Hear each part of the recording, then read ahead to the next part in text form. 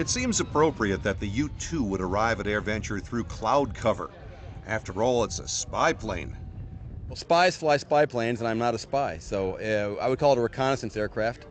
The buzzword we use is ISR, Intelligence, Surveillance, Reconnaissance, which is what this aircraft does, and it does it better than any other aircraft out there.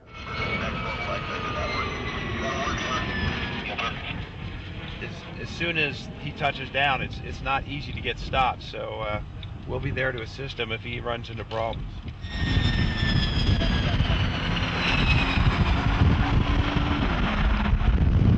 The U-2 is best known for the Francis Gary Powers incident when he was shot down and captured by the Soviets in 1960.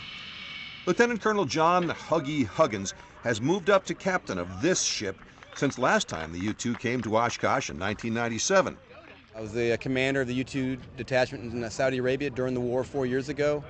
Just returned about 2 years ago from the Middle East, doing another deployment over there in support of the ongoing efforts in Afghanistan and Iraq.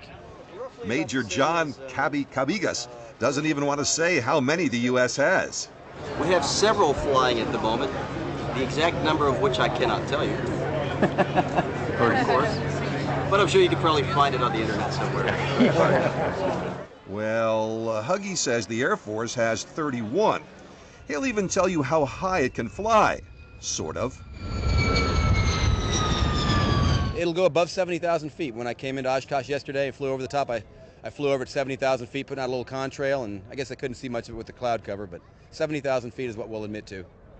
You can get a look in the cockpit. To start this thing, they put compressed air on, get it motoring enough, and you just push that throttle idle like that. It starts right up. That's all there is to it. Notice you don't get to see the instruments lit up.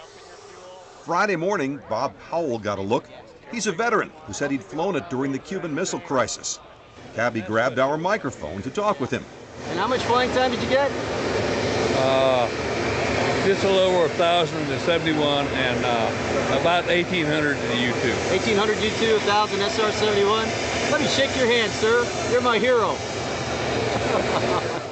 The U-2 and its crew attracted a lot of visitors during its 2007 stay. And anybody who asked Huggy Huggins what it's like to fly it got an answer like this. It's pretty cool.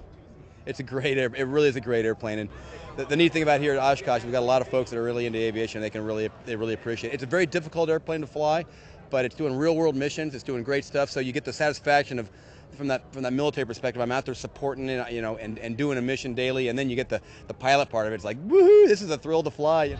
Even if he won't call it a spy plane. For EAA, I'm John Mickelson.